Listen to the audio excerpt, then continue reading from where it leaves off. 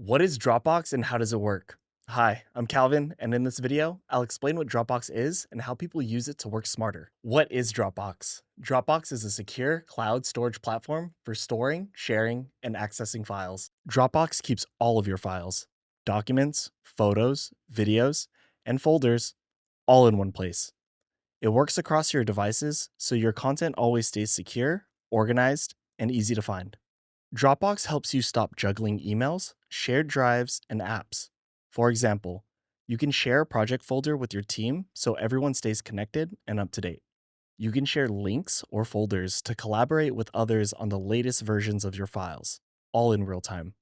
Dropbox integrates the tools you already use, making your workflow smooth. Less time searching for files means more time being focused on the work that matters. So, what is Dropbox? Dropbox is a secure cloud storage platform for storing, sharing, and accessing files. If this video helped you understand Dropbox, share it with someone who might need it. And for more quick explanations like this, subscribe to the channel.